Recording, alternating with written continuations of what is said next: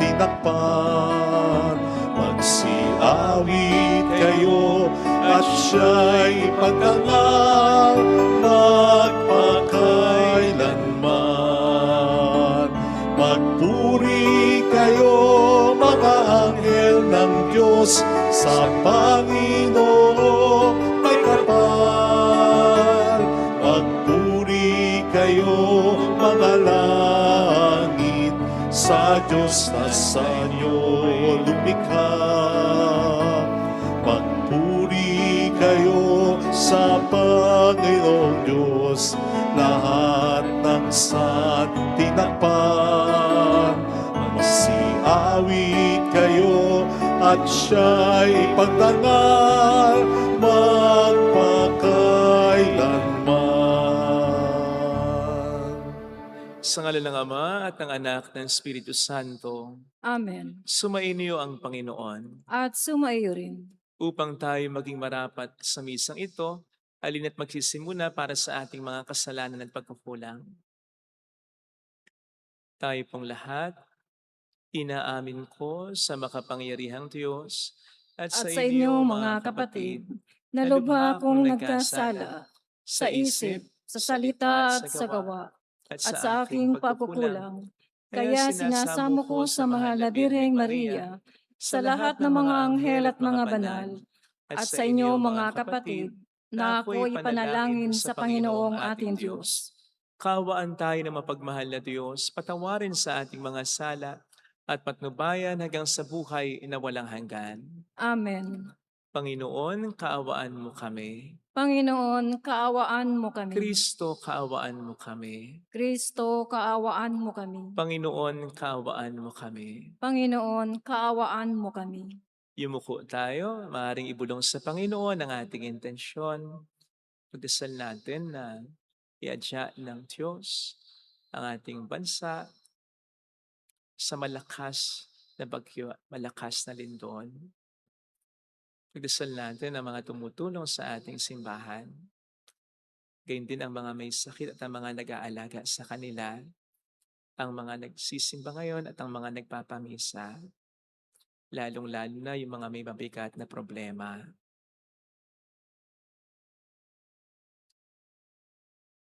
Manalangin tayo. Ama naming makapangyarihan, kalugdan mo kami at pagbigyan na magkamit ng kaloob mong karagdagan upang sa maalab naming pananalig, pag-asa at pag-ibig, kami mamalaging tumatalima sa iyong kautusan sa pamamagitan ni Jesucristo, kasama ng Espiritu Santo magpasa walang hanggan. Amen.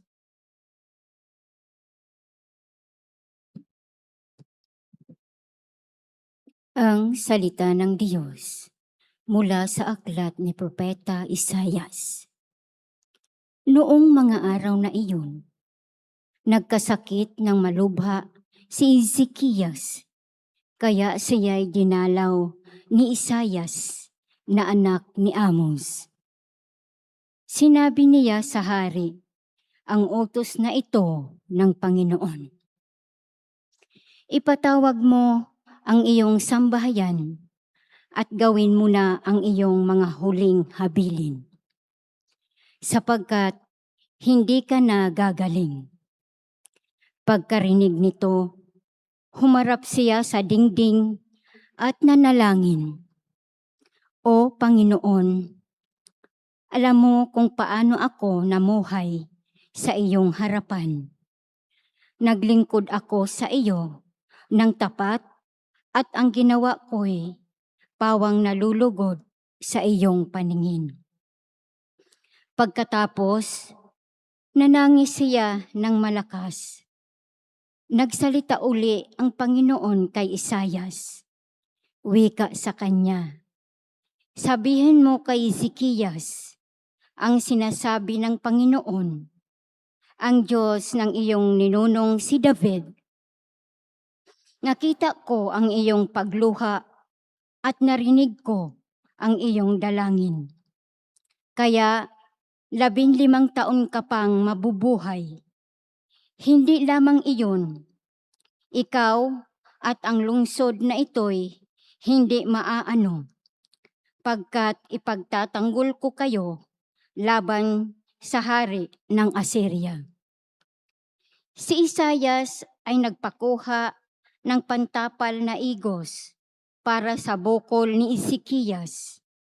Gumaling naman ito at itinanong ni Ezekias, ano ang magiging palatandaan na ako'y maaari nang umakyat sa templo? Ito ang palatandaang ibibigay sa iyo ng Panginoon para patunayang tutup din niya ang kanyang pangako.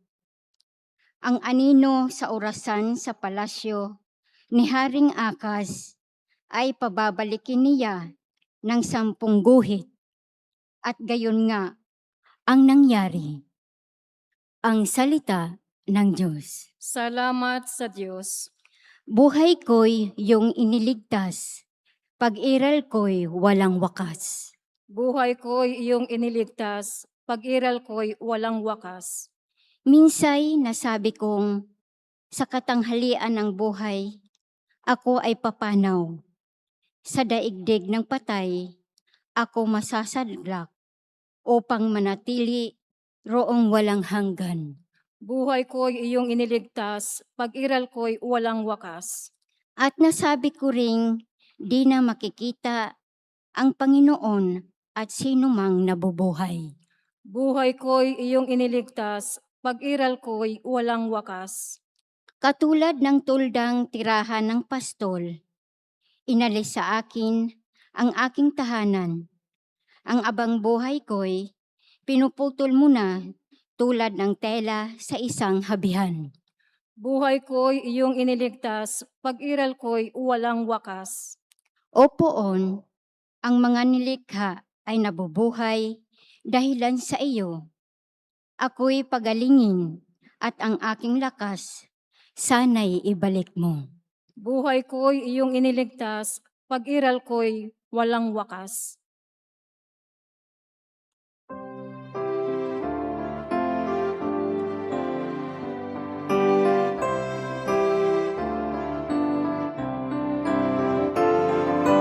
Alleluia. Alleluia.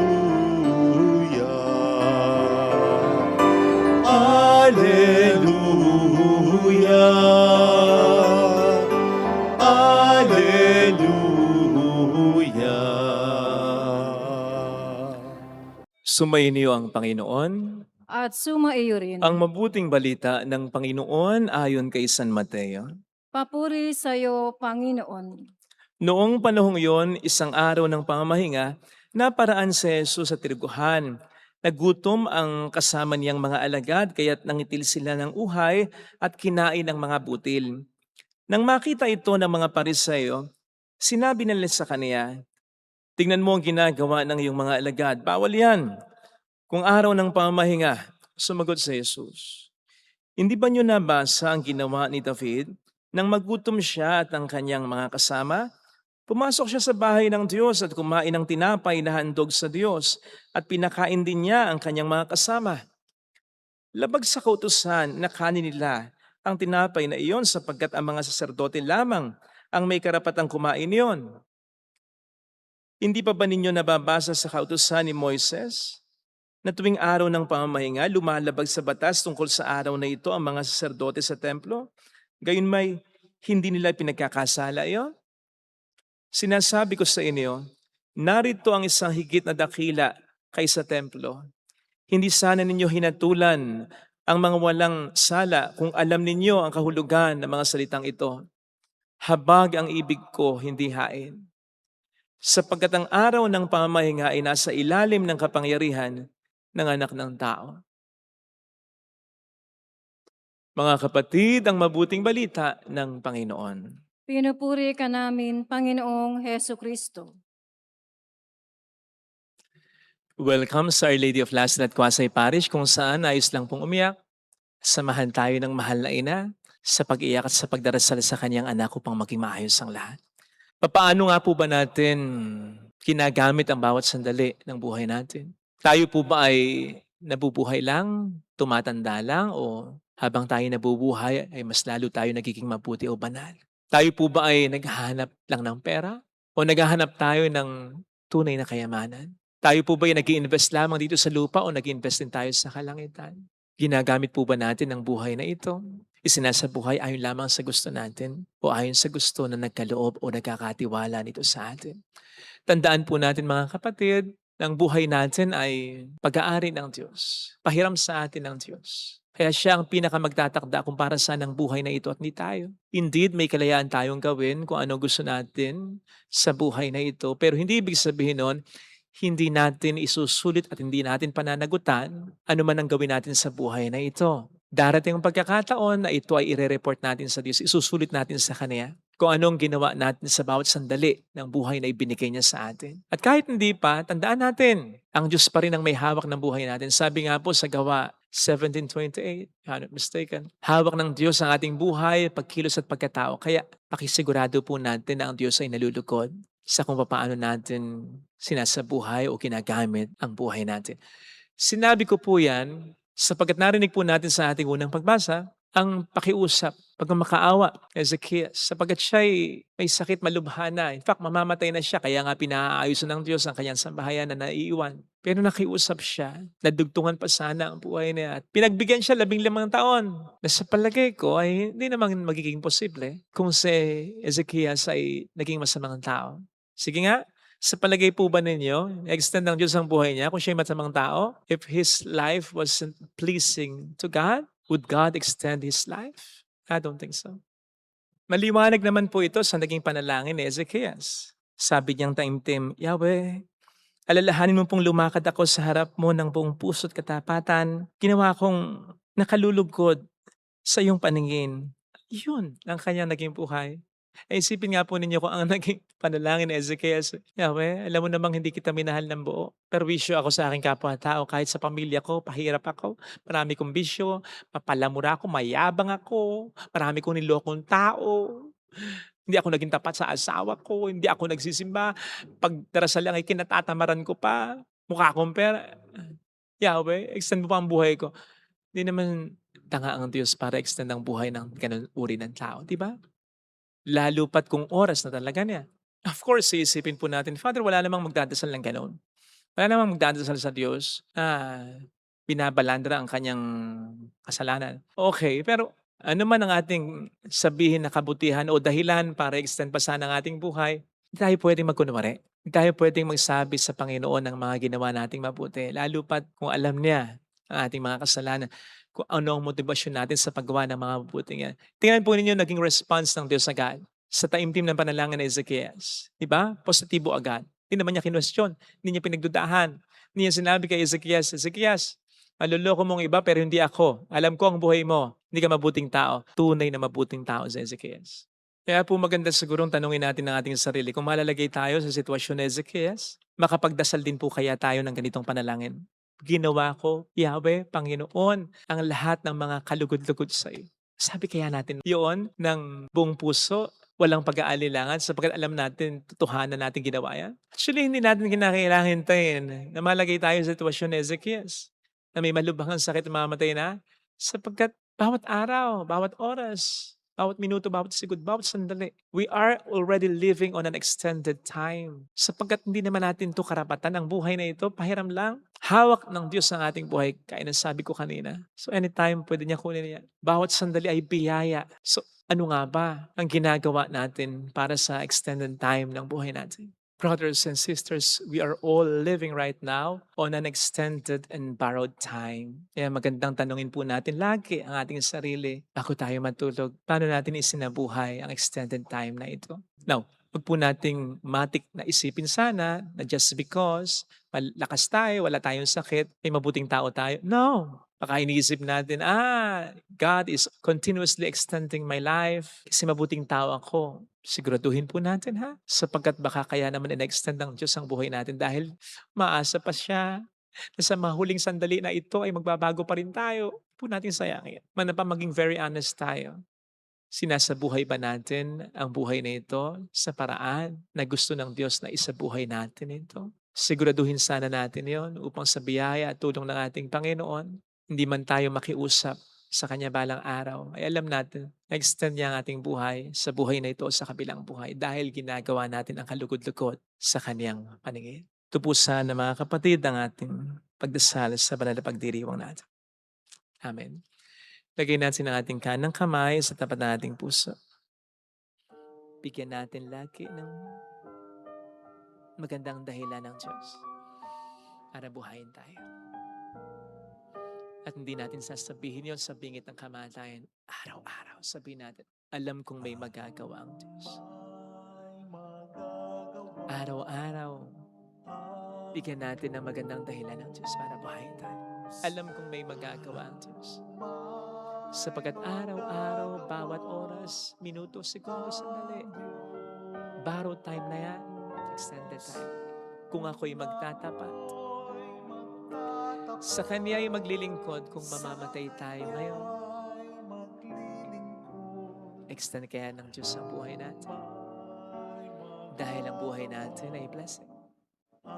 Of course, hindi lang para sa atin, kundi para sa kapwa natin. Alam kong diringgin ng Diyos ang amin.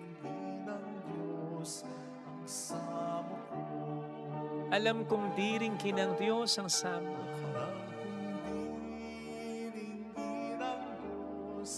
Ang samo ko, kung ako'y magtatapat, sa Kaniya'y maglilingkod, alam kong diringgin ng Diyos ang samo ko. Pumikit tayo. Panginoon, maraming salamat sa buhay na patuloy mong ipinagkakatiwala sa akin. Pasensya na sa mga pagkakataong hindi ko na isusulit, hindi ko man na-maximize ang buhay na ito na according sa gusto mo. Pasensya na, Panginoon, kung sa mga pagkakataon na hindi ko nagagawa ang kalooban mo. Mula ngayon, pakitulungan mo ako, Panginoon, na maging conscious dito. That I may live each moment of my life as if it is my last. Gawin ko ang dapat kong gawin, sabihin ko ang dapat kong sabihin, isabuhay ko ang dapat kong isabuhay. Panginoon, ang buhay ko ay hawak mo. Tulungan mong ito'y maging buhay na kalugod-lugod habang tinitingnan lagi. Hallelujah! Yun ang gusto ko, yun ang samo ko, yun ang panalangin ko. Hallelujah!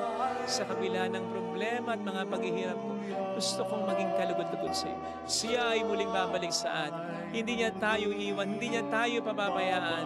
Paniwalaan mo natin yan. Hallelujah! Purihin ang Diyos. Hallelujah! Sa takdang panahon, babalik ang Panginoon upang tayo ay kunin. Tapat siya sa kaniyang mga pinangako sa atin. Pakisabi mo sa sarili mo, kapatid, mayroong magandang mangyayari sa iyo. Bawat sandali ng buhay, biyaya.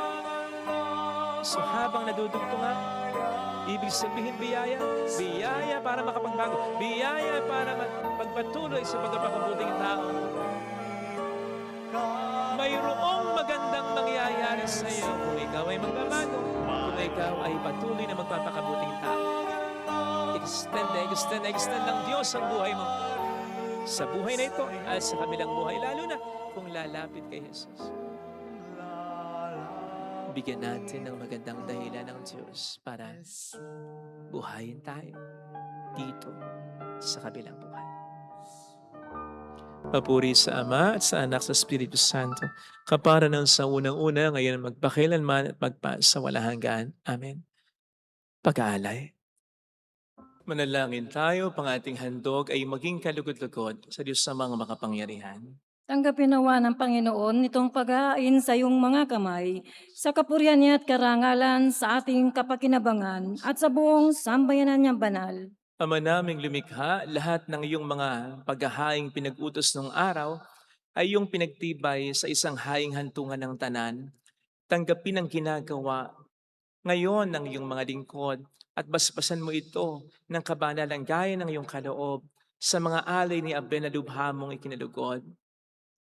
Upang ang mga handog ng bawat isang nagbigay para sambahin ang banal mong ngalan ay magkamit ng karagdagan mong kasiyahan. Sa pamamagitan ni Jesucristo, kasama ng Espiritu Santo, magpasa walang hanggan. Amen. Sumainyo ang Panginoon. At sumaiyo rin. Itaas sa Diyos ang inyong puso at diwa. Itinaas na namin sa Panginoon. Pasalamatan ng ating Panginoong Diyos. Marapat na siya ay pasalamatan. Ama naming makapangyarihan, tunay nga pong marapat na ikaw ay aming pasalamatan. Ikaw ang lumikha sa tanan. Ikaw ang nagtakdang magkaroon ng gabi at araw, gayon din ang tag-init at tag-ulan. Ikaw ang humubog sa tao bilang iyong kawangis na mapagkakatiwala ang mga siwa sa daigdig. Ikaw ngayon pinaglilingkuran sa pagganap sa pananagutan ng iyong pinagtitiwalaan sa pamamagitan ng anak mong mahal. Kaya kaisa ng mga anghel na nagsisiawit ng papuri sa iyo ng walang humpay sa kalangitan, kami nagbubuni sa iyong kadakilaan. Santo, Santo, Santo, Panginoong Diyos ng mga hukbo, napupuno ang langit at lupa ng kadakilaan mo. O sana sa kaitaasan. Pinagpala na paririto sa ngalan ng Panginoon, o sana sa kaitaasan. Ama naming banal, ikaw ang bukal ng tanang kabanalan. Kaya't sa pamamagitan ng iyong Espiritu, gawin mong banal ang mga kaloob na ito upang para sa amin ay maging katawan at dugo ng aming Panginoong Hesukristo. Bago niya pinagtiis ang kusang loob na maging handog, ginawa ka niya ang tinapay. Pinasalamatan ka niya, pinaghati-hati niya iyon, iniabot sa kaniyang mga alagad at sinabi, tanggapin ninyong lahat ito at kanin. Ito ang aking katawan na ihahandog para sa inyo.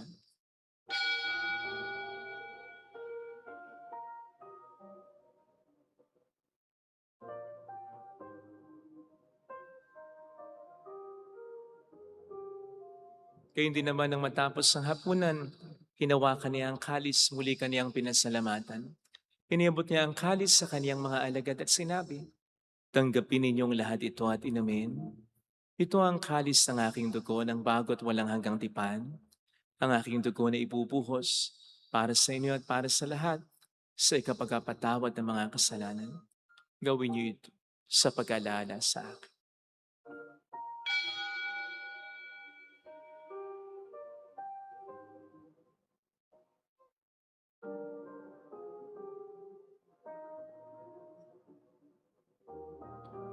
Ang misteryo ng ating pananampalataya. Si Kristo ay namatay, si Kristo ay nabuhay, si Kristo ay babalik sa wakas ng panahon. Ama, ginagawa namin ngayon ang pag-alaala sa pagkamatay at muling pagkabuhay ng iyong anak. Kaya iniaalay namin sa iyo ang tinapay ng buhay at ang kalis ng kaligtasan. Kami nagpapasalamat dahil kami iyong minarapat na tumayo sa harap mo para maglingkod sa iyo.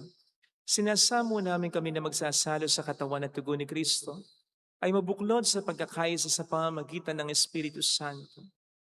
Ama, lingapin mo ang iyong simbahang laganap sa buong daigdig. Puspusin mo kami sa pag-ibig. Kaisa ni Leo na aming Papa, ni Dennis na aming Obispo at ang Tanang Kaparian, alalahanin mo ang mga kapatid naming nahimlay na may pag-asang sila'y muling mabubuhay, lalo na pong aming mga ipagdarasal. Saglit nating ipagdasal ang ating mga kakilalang yumaon.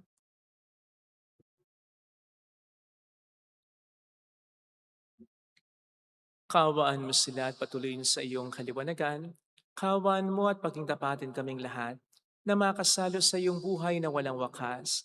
Kaysa ang mahal na birhen ng Lasalet, ang ina ng Diyos, isanusay ang kabiyak ng kanyang puso, lahat ng mga banal na namuhay dito sa daigdig ng kalugod-lugod sa iyo, may pagdiwang nawa namin ang pagupuri sa ikararangal mo sa pamamagitan ng iyong anak na aming Panginoong Hesukristo. Sa pamamagitan ni Kristo, kasama niya at sa Kanya, ang lahat ng parangal papuri ay sa iyo, Diyos amang makapangyarihan, kasamang Espiritu Santo magpasawalang hanggan.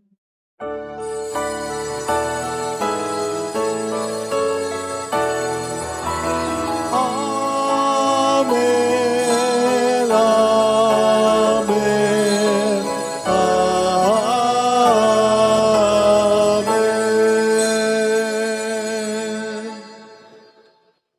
Tumawag tayo sa ating Ama.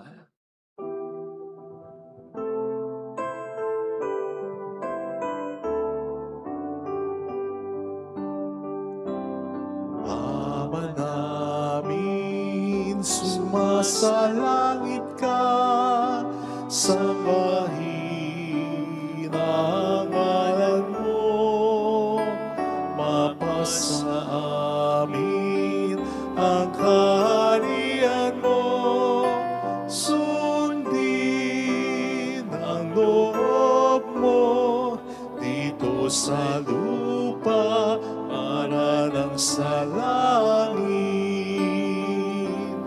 Bigyan mo kami ngayon ng aming kakanin sa araw, at patawarin mo kami sa aming mga sala, para ng pagpapatawad namin sa nagkakasala sa amin, at huwag mo kaming ipaintulot sa tukso, at ihadya mo kami sa lahat ng masama. Iniling namin kami adya sa lahat ng masama, pagkalooban ng kapayapaan araw-araw, iligtas sa kasalanan, samantalang aming pinaghahandaan ang dakilang araw ng pagpapahayag ng tagapagligtas naming si Hesus Kristo. Sapagkat iyo ang kaharian, ang kapangyarihan, at ang kapurihan magpakailanman. Amen. Panginoong Hesus Kristo, sinabi mo noon, sinasabi mo rin sa amin ngayon, kapayapaan ang iniiwan ko sa inyo, ang aking kapayapaan ang ibinibigay ko. Tunghayin mong aming pananampalataya, wag ang aming pagkakasala. Pagkalooban mo kami ng kapayapaan at pagkakaisayon sa iyong kalooban, kasama ang Espiritu Santo, magpasa walang hanggan. Amen. Ang kapayapaan po ng Panginoon ay sumainyo nawang lahat. At sumaiyo rin. Magbigayan tayo ng kapayapaan sa isa't isa. Kapayapaan po. Peace. Peace. Kordero ng Diyos, Na nag-aalis ng mga kasalanan ng sanlibutan, maawa ka sa amin. Kordero ng Diyos na nag-aalis ng mga kasalanan ng sanlibutan, maawa ka sa amin. Kordero ng Diyos na nag-aalis ng mga kasalanan ng sanlibutan, ipagkaloob mo sa amin ang kapayapaan.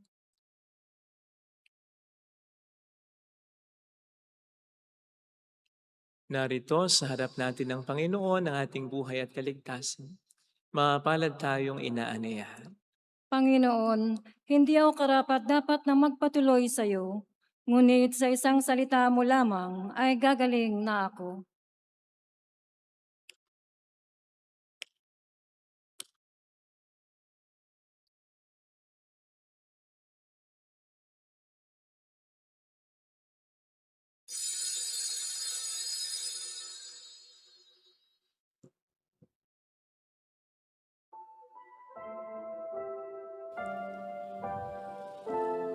Panalangin para sa espiritual na pakikinabang.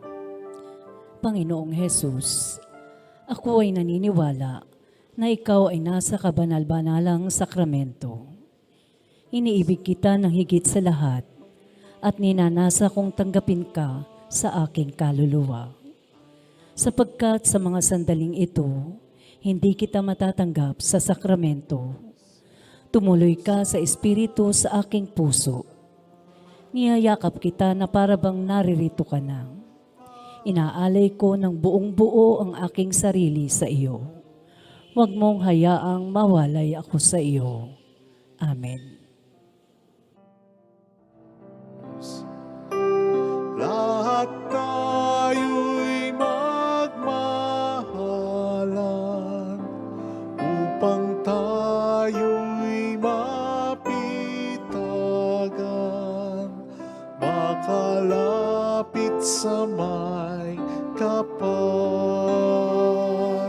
Ang Diyos sa may nalalahan, sa may pag-ibig na tunay,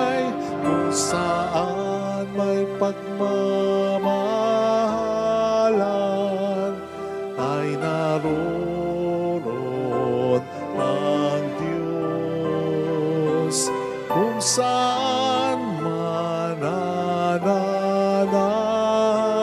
ng pag-ibig ay naroon ang Diyos kung saan may pagmamahalan ay naroon ang Diyos kung saan man nananahan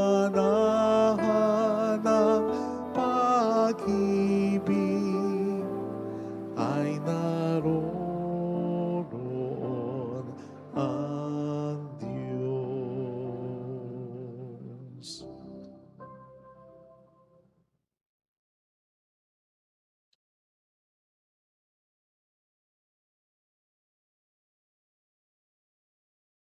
Manalangin tayo.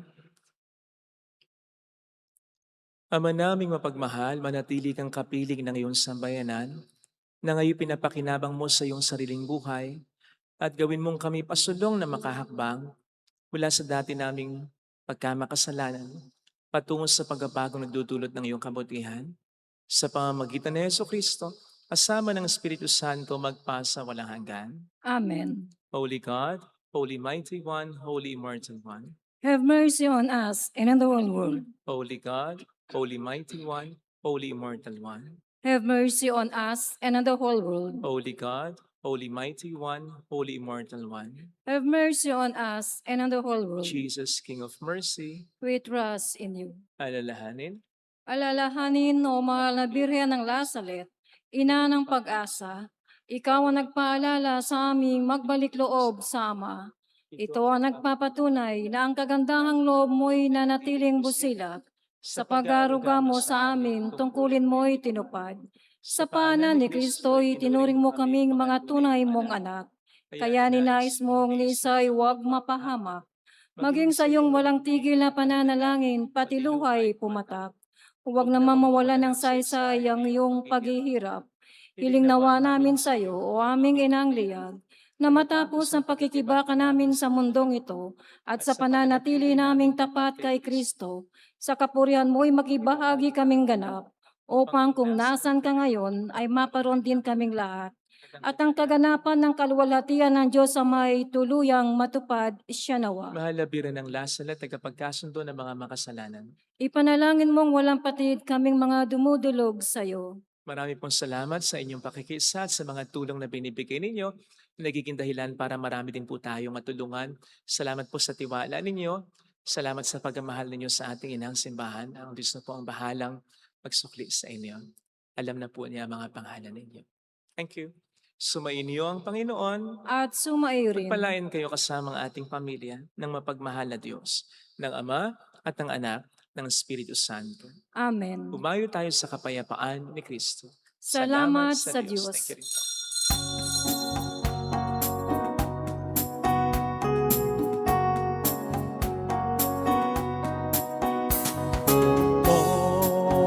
On this day, O Mother of my Lord, we sing you praise for lighting up our way.